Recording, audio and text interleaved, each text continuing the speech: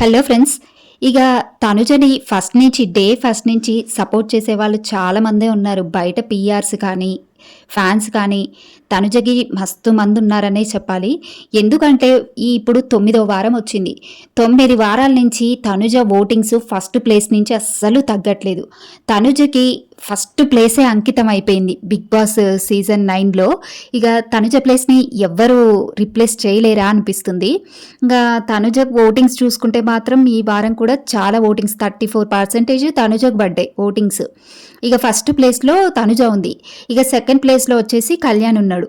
ఇంకా కళ్యాణ్ తనుజ వీళ్ళు first second ప్లేసెసే. వీళ్ళని రిప్లేస్ చేసే వాళ్ళు లేరా హౌస్లా అనిపిస్తుంది. ఎందుకంటే వీళ్ళకంటే మంచిగా ఆడేవాళ్ళు కూడా ఉన్నారు కదా హౌస్లా. మరి ఎందుకు వీళ్ళనే టాప్లో ఉంచుతున్నారు అనంటే ఇక అది ఆడియన్స్ మైండ్లో పడిపోయింది. వీళ్ళకి ఓట్ చేయాలని మైండ్లో పడిపోయింది కాబట్టి వాళ్ళు ఆడినా ఆడకపోయినా, టఫ్ ఫైట్ ఇచ్చినా ఇవ్వకపోయినా, సపోర్టింగ్తో ఆడినా వీళ్ళు ఇక ఫస్ట్ సెకండ్. ఇక వీళ్ళనైతే రిప్లేస్ చేయలేరేమో అనిపిస్తుంది నాకైతే.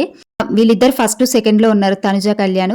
ఇక థర్డ్ ప్లేస్కి వస్తే సుమన్ శెట్టి ఫస్ట్ ప్లేస్లో ఉండేవాడు. మరి ఎందుకు థర్డ్ ప్లేస్కి వచ్చిండో అర్థం కావట్లేదు. అంటే సుమన్ శెట్టి ఆడట్లేదన్న మీ అభిప్రాయం ఏంటో కామెంట్ చేయండి.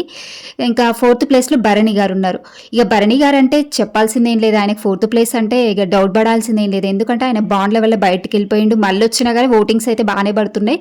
ఇక ఆయన బాండింగ్స్ అదొక్కటే మైనస్. ఆయనకి సేఫ్ ప్లే చేస్తాడు, అదొకటే మైనస్. ఇక భరణి గారికి కూడా బాగానే పడుతున్నాయి ఓటింగ్స్. ఫోర్త్ ప్లేస్లో ఉన్నాడు. ఇక ఫిఫ్త్ సంజన ఉంది.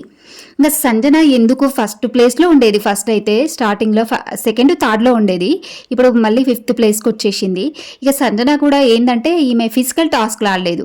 ఈమె స్ట్రాటజీస్ వాడి ప్లే చేస్తుంది కానీ ఈ ఫిజికల్ టాస్క్లు ఆడలేక కాస్త మైనస్ అయిపోతుంది ఆమెతోటి. ఇక ఆమె అయితే ఫిఫ్త్ ప్లేస్లో ఉంది. ఇక డేంజర్ జోన్లో అయితే ఎవరు ఉన్నారనంటే రాము, సాయి ఉన్నారు. ఇక రాముకు కూడా బాగానే పడుతున్నాయి. ఇక సాయి చాలా లీస్ట్లో ఉన్నాడండి. సాయిని చూస్తుంటే 1 వీక్ నుంచి చాలా ఇంప్రూవ్ అయ్యాడు.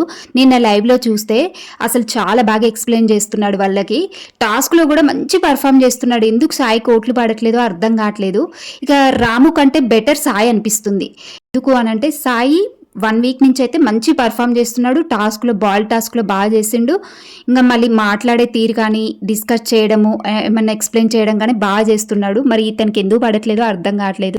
సాయి గేమ్ చూసి ఓట్లు వేసేవాళ్ళు వేసుకోండి. ఎందుకంటే చాలా లీజ్లో ఉన్నాడు. వచ్చి 3 వీక్స్ అయింది కాబట్టి కొంచెం సపోర్ట్ చేసేయండి.